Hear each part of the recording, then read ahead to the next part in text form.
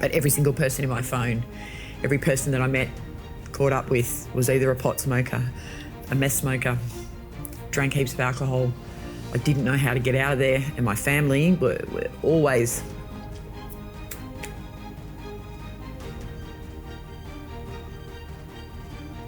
Rehab program, not through a process, how many months here and there, but from a journeying through yourself, what happened with you rather than the structure of it.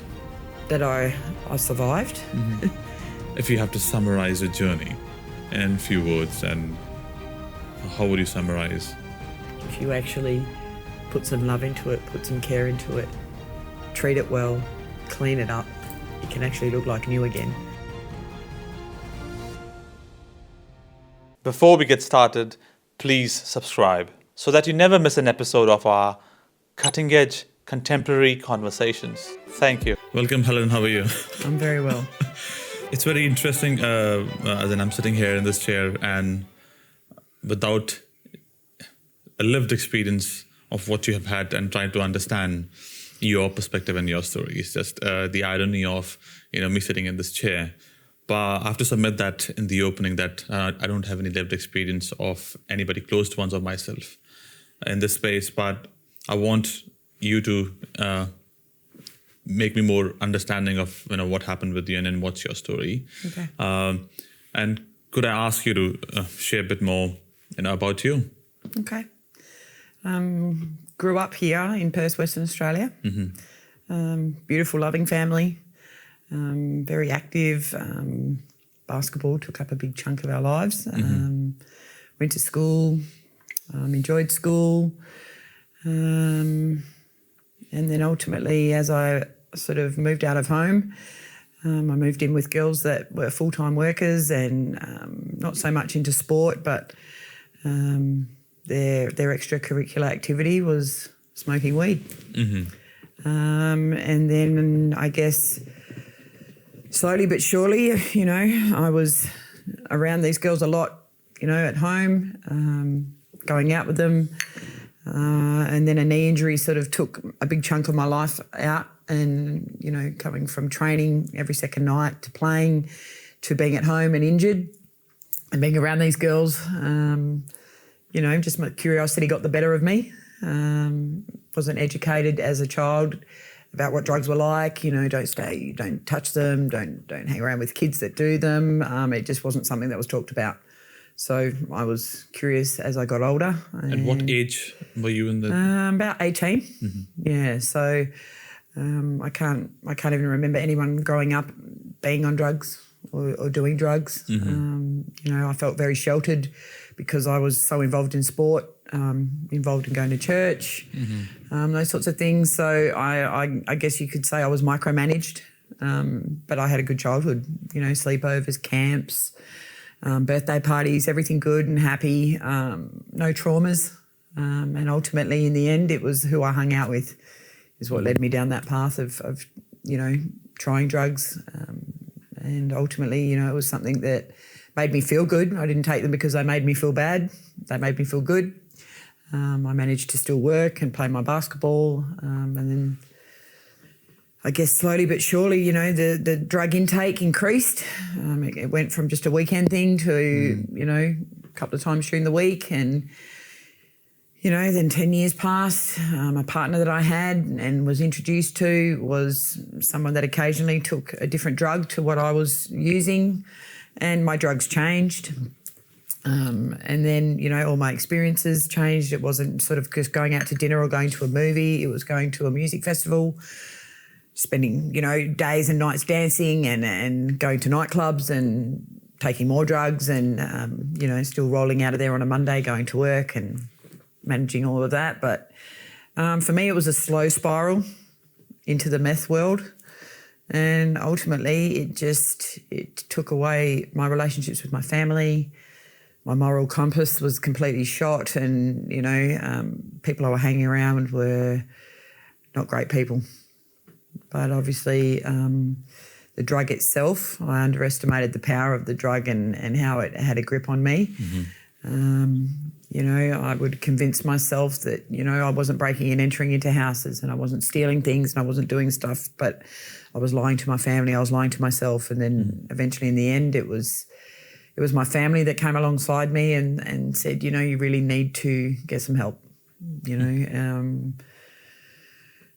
I fought it for many years, convinced that I was doing okay. I was still managing a job, but I was homeless in the end.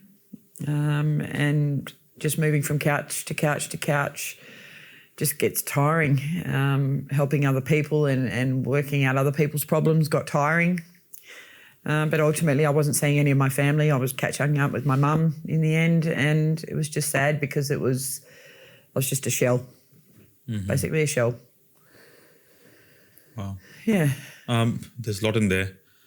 You covered fake ground, probably. How many decades? 28 years in the end, before I came to Shalom. Yeah. Wow. Can I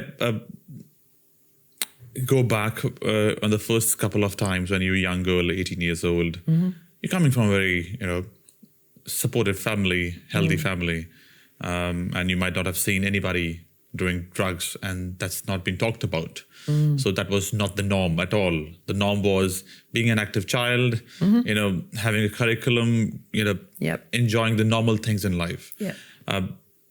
How has that first introduction to,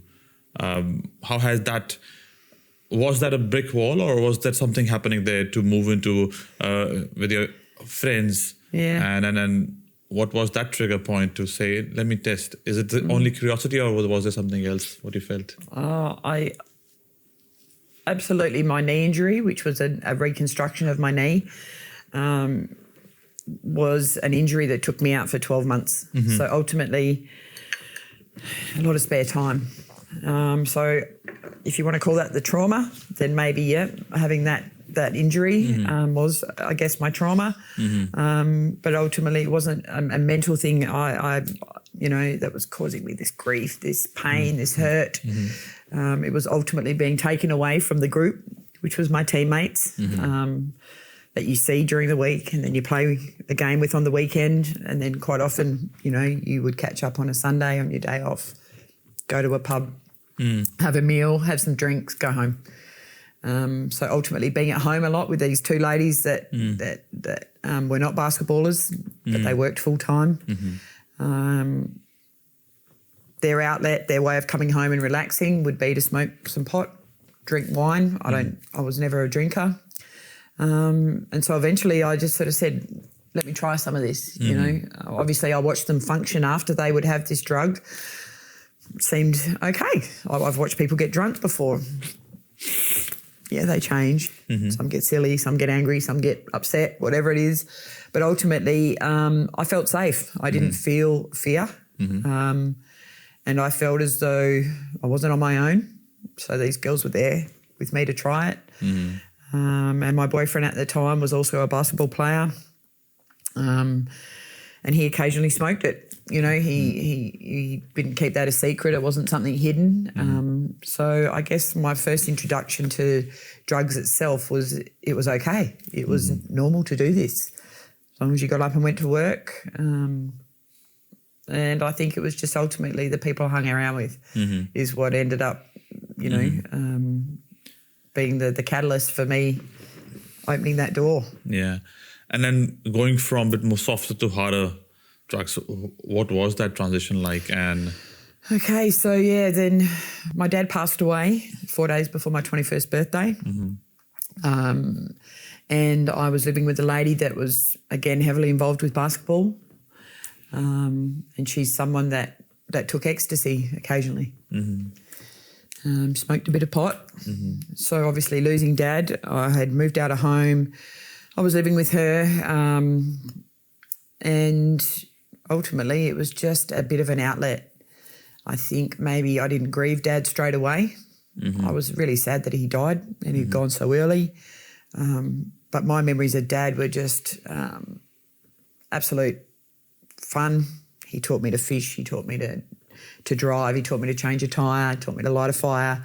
He was really hands-on and, you know, as he was with our whole family. So, that loss was there, but he seemed to have jam-packed so much into my 20 years that I think maybe grieving him now, looking back on it, I don't know. I had so much fun with all these drugs. I'm not trying to, glamorise the drug scene at all, but it was good fun. I was with my friends, and I think maybe for that period when my family were grieving Dad, I was literally having the time of my life.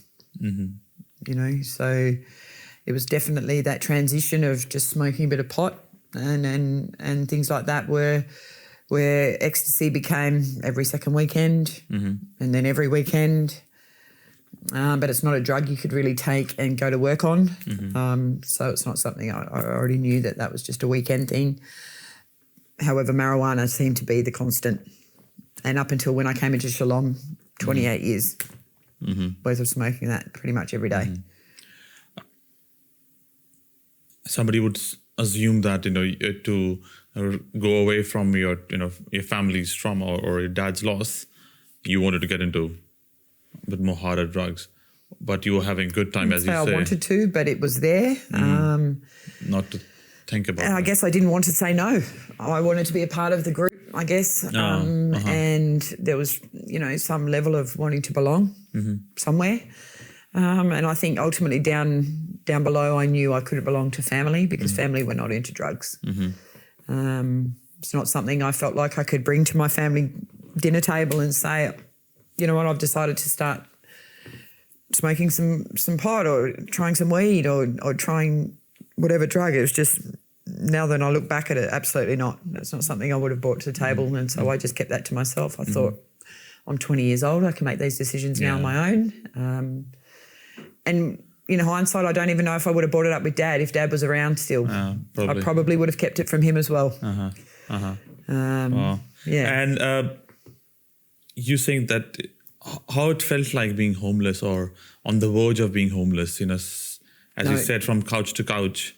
And how long was that period that, you had that permanent feeling that I'll be homeless tomorrow or I'm homeless to this evening? All right. So it was by far one of the worst feelings I had was occasionally I would stay at a friend's house and sleep in a bed. But my first thing in the morning was, where am I going to sleep tonight? Didn't want to overstay my welcome at people's places. So, obviously I would honour them and pack my things and walk the streets, walk to somebody's house, spend a few hours there. But it was definitely, I felt like it was, that was one of the worst feelings, was not having a home. I would get online, get onto a flatmate finders, stay in one house for a few months. But I think ultimately my addiction, you underestimate what it does to your lifestyle. Yeah. You don't see things how you should see things. And ultimately, people that I surrounded myself with weren't great. They were good to me.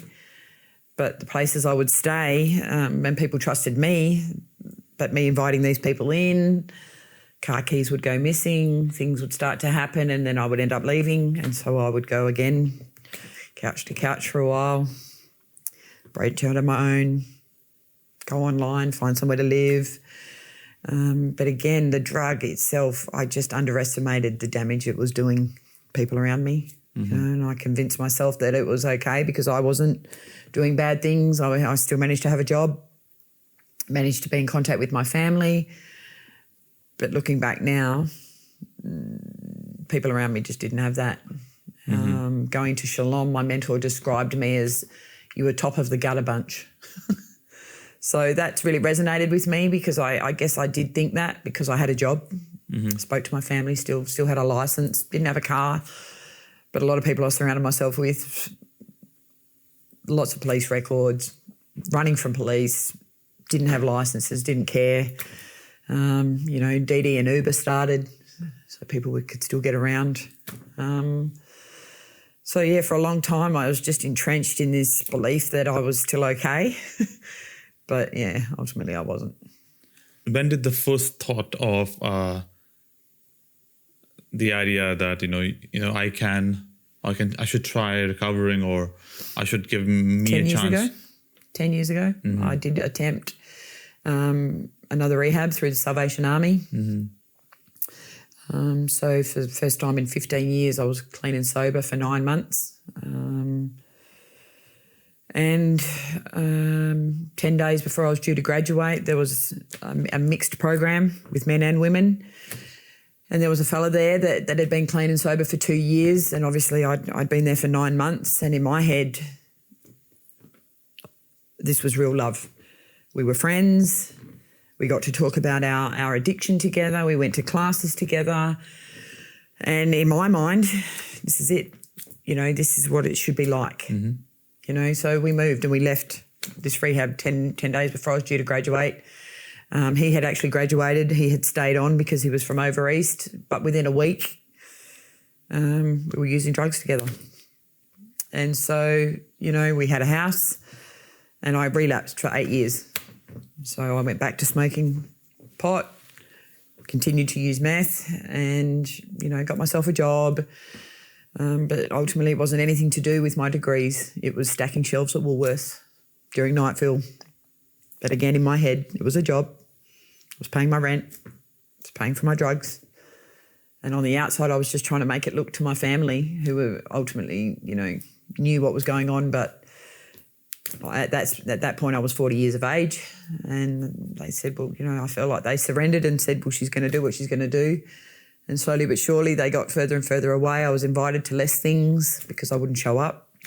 I would make an excuse or lie. And, you know, it just slowly I felt like my life was draining from me. Then post the relapse, what happened there? As in, after 8 years of, when did you choose, how did you come to conclusion that you want to re-give a chance? I'd heard about Shalom, but I still wasn't ready. That's what I was saying, yeah. What was the internal process sounded like? What were you telling yourself or talking to yourself? That this couldn't be it, that there has to be something other than just going to work, taking drugs, getting paid, going to work, taking drugs, getting paid, going to work, taking drugs. That's what I felt like my cycle was. In between that, it felt like some sliding doors were happening with houses being raided, friends dying, you know, things that were so destructive that I became conditioned to, that I guess, you know, just seemed to be water off a duck's back. And then when I'd spend my time alone, I would think, you know, this is not okay. You know, I didn't have a significant other in my life.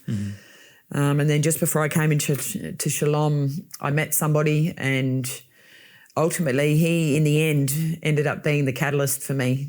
He was the one that I just went, wow, you are tapped. You have lost your mind. I'm watching a drug absolutely destroy you. And it was himself that made me reflect on myself. You know, I judged him a lot, but ultimately he made me take less of the drug that brought me to the place that I did, and that gave me some clarity for some reason. It made me just see how destructive this drug was and that I needed to get away from it. But every single person in my phone, every person that I met, caught up with, was either a pot smoker, a meth smoker, drank heaps of alcohol. I didn't know how to get out of there, and my family were always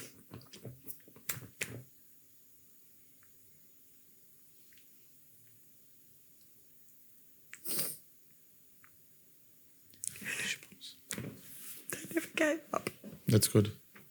So glad. Absolutely never gave up. Thanks. So, you know, my sister said, why don't you go to Shalom? She said, if you go to Shalom, you know, we've got an apartment that you can move into to start your new life. And my pride rose up, and I thought, why is there a condition of having to get clean first before I can move in? Can't I just move in there and start my new life? You know, my head was so in the sand. I had underestimated the power of the drug, and, you know, over 10 years, my family had not met any of my friends because I didn't want them to meet my friends because, you know, In my eyes, they were my friends, but Yeah. most of them were drug dealers. Most of them were people that were really destructive. So ultimately, I turned my nose up at that, and I said, I'm not prepared to do that. So I think another two years passed, and my brother came into Mum's. He said, "Are you ready yet? Are you ready to go to Shalom?" And at that point, I was ready. Wow. I just handed him my phone, and he handed me his phone, and I phoned Pete. And so you get to a point where there's no fight left. You But ultimately, surrender. I couldn't say no to my family anymore. I had lied to them. I'd cheated them, and I'd hurt them so much that I didn't want to be in that place anymore. I wanted to be somebody else. Wow. I think we're so blessed to have families around us. Oh, I'm so glad. And whatever has happened, there's always a circle around, which is not visible all the time, but still it's around. yeah. And through that last handing over your phone, it's just as in all contacts of people is gone. And when you came to Shalom, what were the first few conversations and in the first couple of days felt like? It was actually relief.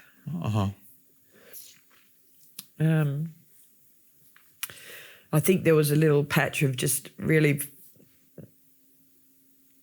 not even believing I was actually doing it for myself. I felt like I was there for my family. But then as time progressed, it was, you're only going to be able to do this if you do this for you. I think I realised the battle I had ahead was not something that they could fight for me. It was something I had to do. And that's when I know God stepped back and whispered in my ear that he's here, that I'm not alone. Because there was a sense of being alone and away from family. But then I thought, it's no different to how your life's been on the outside. You've been away from them anyway. But what kept me going was knowing that they were finally at peace, knowing that I was somewhere safe, that Mum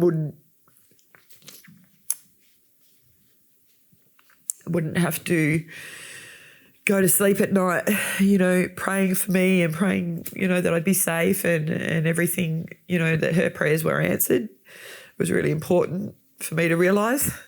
And that only came sort of 6 months into the program, I think. She would say to me, "I pray for you, Helen." And it would just straight over my head. That meaning now means more to me than anything. And I know that God heard her prayers because I ended up at Shalom. That I understood what a prayer can do, and that the God that I believe in is a good God and a God of love and just restoration. And so, those first few weeks, it was a bit of a blur. I was pinching myself, getting up early, having routine. I did have a routine outside of Shalom, but it wasn't a healthy routine. Obviously, I got myself to work on time and,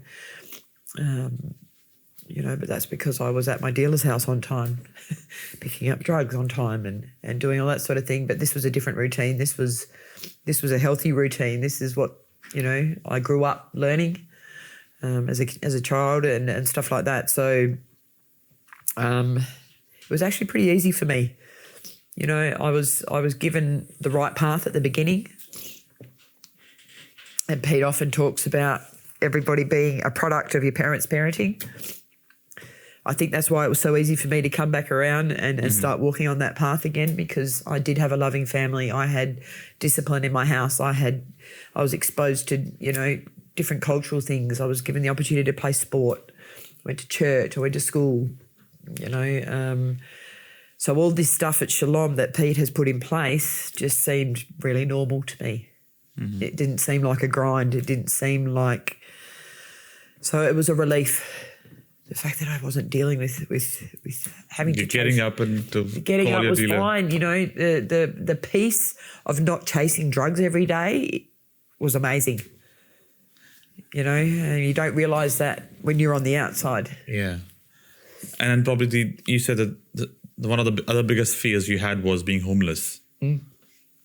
I thanked God this morning for the clean sheets and the beautiful, comfortable bed that I sleep in, because you underestimate how important that is.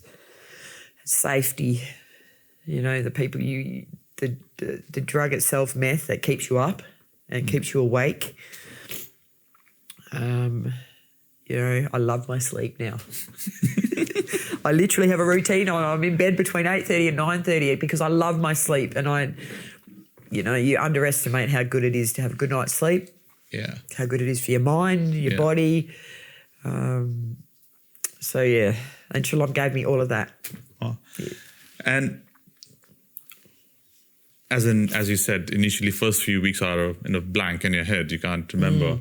But during that initial way of, that, what do you call it? Your internal defense mechanisms stands up and say, this is not me, I'm not doing this curriculum or a structure. But when was that breakthrough moment or your internal conversations you were having with yourself that, yes, you said you want to be good and feel good. That was a resolve you had before. Absolutely, at least 10 years before. But from that resolve to being in a week in, 2 weeks in, what was that breakthrough moment for you to see that, yes, I can see a clear pathway? Or was it a bit later? Yeah, it was definitely later. There was an internal...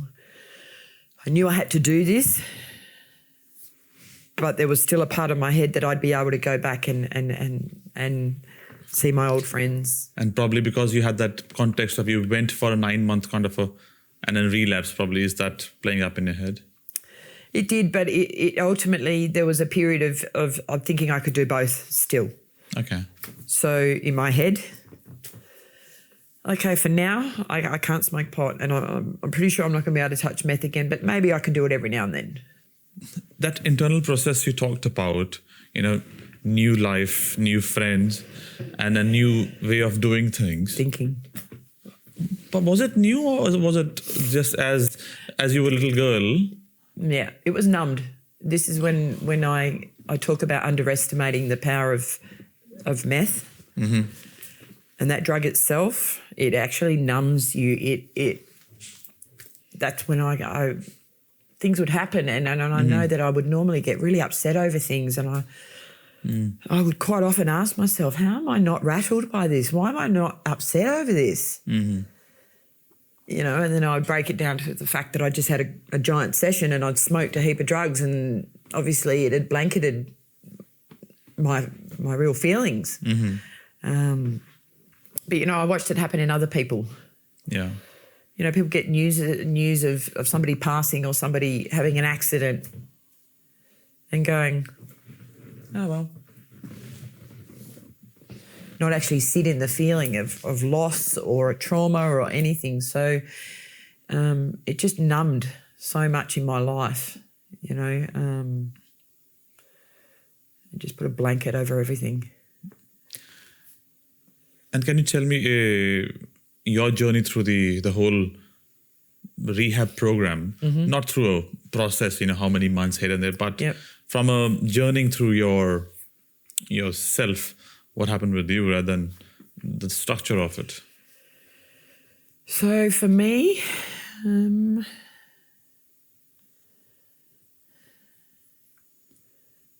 I would put it down to a lot of self-reflection on my choices, and having many a crossroad and many a sign in my life up into coming to Shalom that I turned away from, that I didn't actually listen to or recognise. So when I got to Shalom and I had that space of being clean mentally, being off drugs for 6 months or so, and being able to be really honest with myself, it was pretty scary. It wasn't feelings that I enjoyed sitting in, but the more I learnt about being refined and going through a fire rather than running away from it and avoiding it, that I survived. That sitting in something that was not nice, that was horrible to recall or admit or realise. It was, in the end, pretty good. And you graduated recently through the program. What kind of support systems you have built through the program which have enabled you to graduate? Firstly, God, I have to say, he's my go-to person at the moment. And just knowing that, I've got a guide, someone to lead me.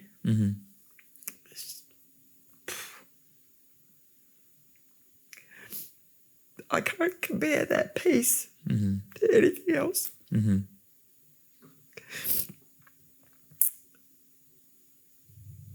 And a peace that's there 24/7 just brings me that safety. But ultimately peace in my heart and peace in my mind. But the support in the flesh would be my family, would be, them being on board with Shalom and the Shalom culture and the Shalom requirements. But, Pete himself and his testimony, the female leaders in the house that I got to meet at the beginning that are still there now, the mentors, the roles I was given in different jobs there, the different churches we got to visit. The support there is it just seems never ending. I feel like I could, to every place I could turn, there'd be somebody I could talk to, somebody I could bring, somebody I could share with, someone I could ask, someone I could sit with and listen to. So as far as the support, it's like I've never had before. Yeah. I feel really, really blessed and really lucky, and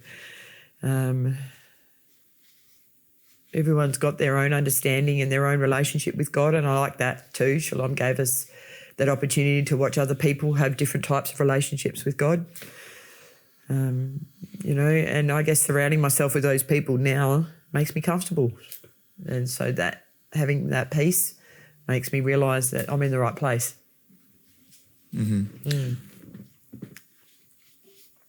And post-graduation through the rehab program, what was the aspirations, what you wanted to do? Initially, it was assimilate back into the outside world. Outside world being mainstream work, maybe doing some more study at university. I thought about studying physio. Always still got an interest in sport, so that was, maybe doing some more study. And I guess I did test the waters outside of Shalom. And ultimately, that sort of world compromised a lot of what I'd relearnt and rewired inside Shalom. And it didn't sit right in my stomach. And so I came back to Shalom. And Pete offered me a position in the mentoring department. And now I feel really, really good. I feel as though my 28 years of the life that I lived is no longer being wasted. I can sit and share with people. I can understand where people are coming from. I can help people, support people, guide people. Because the aspirations of what am I going to do now? I've got this new life and I've got a new way of thinking and I've got all these new friends and I'm watching them do things with their lives. But ultimately I went to God and I asked God to help me. Is there something I'm missing? Do I need to be somewhere else? And ultimately I didn't get an answer.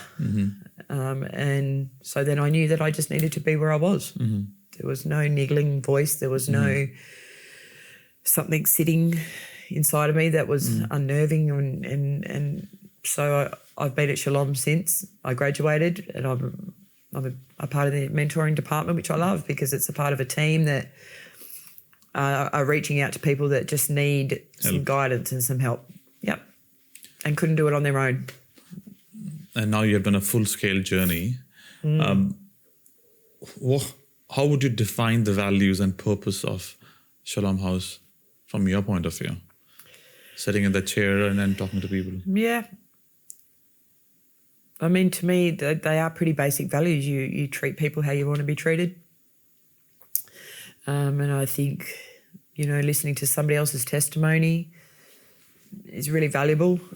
It takes you out of your own head and out of your own mind, and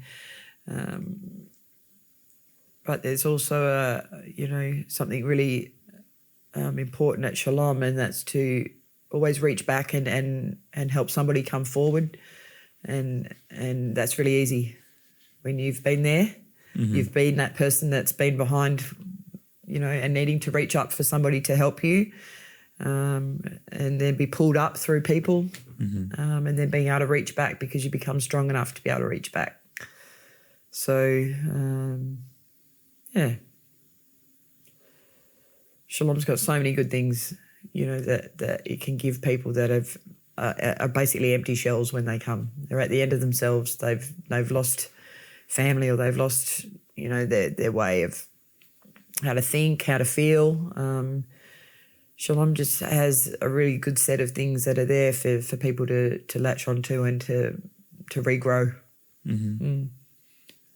And if somebody's, again, like you, in a journey of, 4 or 5 years of thinking that I want to be good or I want to get good one day, there's a resolve there, but how can they shorten that window of, making a resolve and doing something with it? I think maybe to shorten that window, to not lean on their own understanding, to actually listen to somebody else that loves them and cares them. But again, in addiction, you actually believe your own bullshit half the time, to be honest. And your own lies become your own truths. And so shortening a window, I guess, I don't know if you can. You've got to come to the end of yourself. You've got to absolutely believe that I know for me personally, it was, I could keep doing this, but I had convinced myself that, I wouldn't end up being someone that broke into houses. I wouldn't end up stealing cars. I wouldn't end up stealing all this sort of stuff. But ultimately, everybody around me was getting to that point. So I guess I stopped kidding myself and saying, you know what, I need help, but I can't do it on my own. And thankfully my brother reached out to me that day, and that's where it happened from that day. And how has the relationship built back with your family now? If I could show you my phone and the text messages, the conversations, the phone calls, the photos we share, I've had more in the last 2 years than I have in 15. I answer the phone when they call rather than put my phone on silent. I know what's going on in their lives, but I also know that I really had to walk the walk for a while because I'd really done some damage. They were so sad that I hadn't, I guess, woken up earlier, chosen to take some help earlier, and ultimately got to a point where they had to let go because it was really hurting them, the way I was living. And not that you wish that they could understand you, because I felt like, obviously the only way people could understand me is if they were in addiction. I would never want anyone else in my family to be in addiction, and that's why I feel blessed to have Shalom. I've got my blood family, but I've got this family that knows me and understands me on a different level to what my blood does, So, again, blessed. I've come out with 2 families now. Lovely. What do you have to, in conclusion, what do you have to, if you have to summarize your journey in a few words, and how would you summarize the whole of it? I've said this once before where Pete has interviewed me, and that's if something is ragged and old, or, excuse me when I say this, covered in shit, if you actually put some love into it, put some care into it, treat it well, clean it up, it can actually look like new again. And so that's what I felt like I had done. I thought I was this. I believed I was this. I thought I was going to be in addiction for my whole life. And then finally to put myself in an area and in a space like Shalom that's full of love, where people are for you, not against you, that they're willing to help you start to look better, start to feel better, start to act better, talk better, everything. You can turn old to new. Well, thank you. Thank you for your time today. Thanks.